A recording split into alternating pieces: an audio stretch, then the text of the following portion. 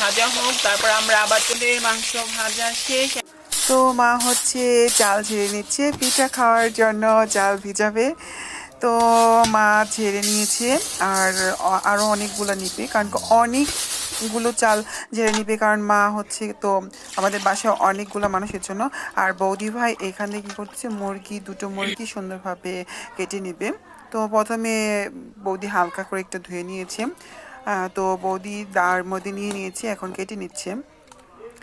কারণ কি দুইটা মুরগি আমাদের অনেকগুলো মানুষ, এর জন্য হচ্ছে দুইটা মুরগি লাগবেই, এই জন্য পোলট্রি মুরগি কেটে নিচ্ছে। তো এইভাবে করে আস্তে আস্তে আস্তে সব মুরগির মাংসটাই কেটে নেবে, সম্পূর্ণটা গোটাটাই। তো আর এখানে আমাদের মিনি দেখুন, ওই আজকে পেট ভরে খেয়েছে। আর এখান থেকে রান আর বৌদি ভাই এইভাবে কেটে নেবে সম্পূর্ণ মাংস।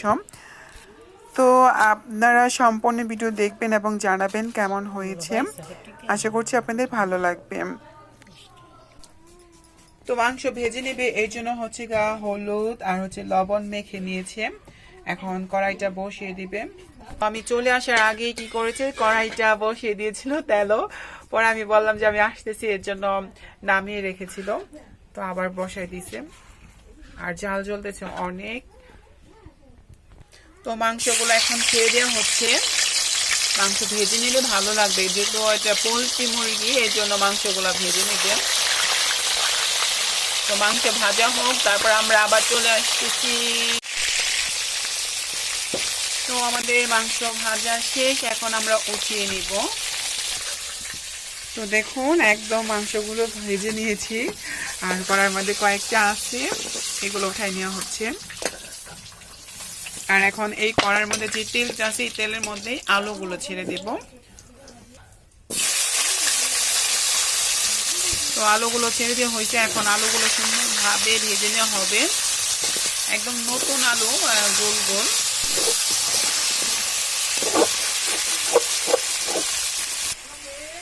তো আমাদের আলু ভাজা হয়ে গেছে, দেখুন কত সুন্দর হয়েছে। তো আমরা এখন নামিয়ে নিব। তো আমরা এখন নামিয়ে নিচ্ছি।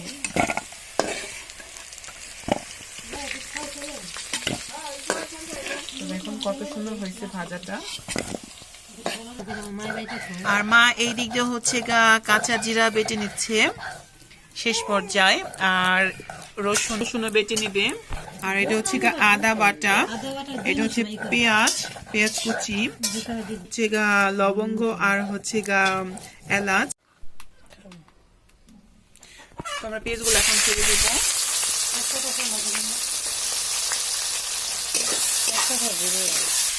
তো ভালো করে পেঁয়াজগুলো একটু ভেজে নিব।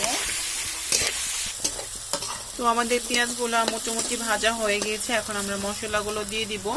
মশলাগুলো দিয়ে আবার একটু কষিয়ে নিব। পেঁয়াজগুলো দিয়ে দিচ্ছি রসুন বাটা,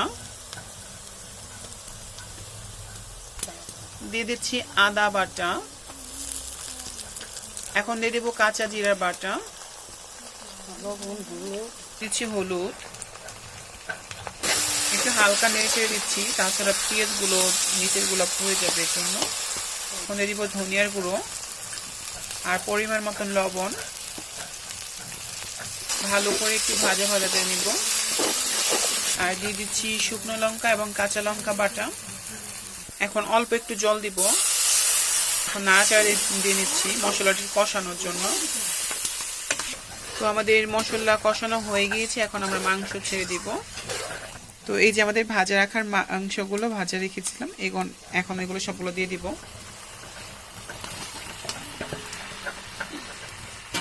ভালো করে মশলার সাথে মাংসটা মিশিয়ে নিব, তারপর কষিয়ে নিব।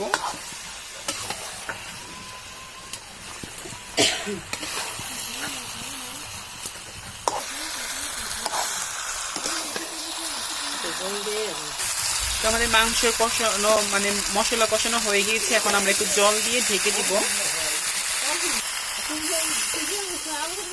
তো আমরা জল দিয়ে দিচ্ছি, এখন ঢেকে দিব একটু নাড়াচাড়া দিয়ে।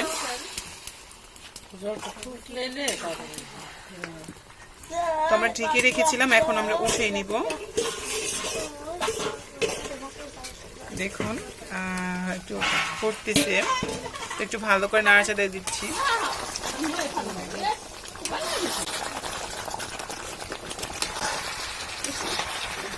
তো ভালো করে কষানো হচ্ছে, তারপরে আমরা আলু দিয়ে দিব। কষানো হলেই আলু দিয়ে দিব। তো আমাদের ভেজে রাখা আলুগুলো এখন দিয়ে দিচ্ছি। এখন আবার একটু নাড়াচাড়া দিয়ে আলুগুলোর সাথে মশলার সাথে মিক্স করে দিব। তো আমাদের কষানো হয়ে গিয়েছে, এখন আমরা জল দিয়ে দিব।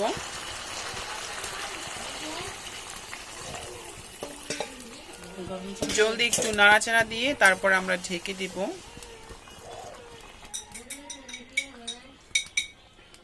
তো আমরা এখন একটু ঢেকে দিব।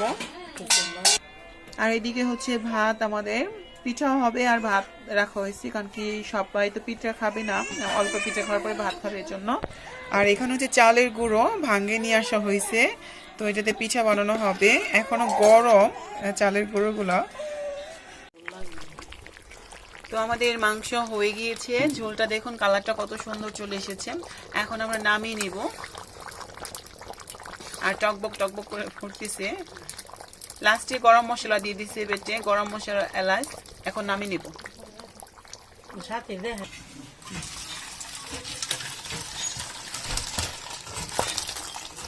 তো আমাদের মাংস হয়ে গিয়েছে, নামিয়ে নিয়েছি। তো সুন্দর একটা কালার চলে এসেছে, যদিও ভাব উঠতেছে, এই জন্য কালারটা ভালো করে বোঝা যাচ্ছে কিনা জানি না, বুঝতেছি না ক্যামেরায়। তো হয়ে গিয়েছে, এখন পিঠা বানানো বাকি। তো পিঠা বানানোটা আমি জানি না দেখাতে পারবো কিনা, কারণ আমি একটু চলে যাবো একটা কাজে, বিশেষ কাজে। তো আমি কাজটা সেরে এসে পড়েছি এবং পিঠা বানাইতেছি, এখনো শেষ হয় নাই, কিন্তু সবার খাওয়া হয়ে গিয়েছিল। তারপরে আমি কি করলাম, পিঠা বানানোর ভিডিওটা আবার করে নিলাম আপনাদের সাথে দেখানোর জন্য, কারণ কি আমি চেয়েছিলাম যে আপনাদেরকে পুরো ভিডিওটা দেওয়ার জন্য প্রথম থেকে। আসলে আমি একটা বিশেষ কাজে চলে গিয়েছিলাম এক জায়গায়, তো এজন্য আমি প্রথম দিকে পিঠা বানানো দেখাইতে পারিনি। তো দেখুন পিঠাটাও কিন্তু হয়ে এসেছে, এইমাত্র যেটা করেছে। তো ওইদিকে অনেকগুলো পিঠাই করেছে, আর আমার হাতে প্রচুর গরম লাগতেছিল।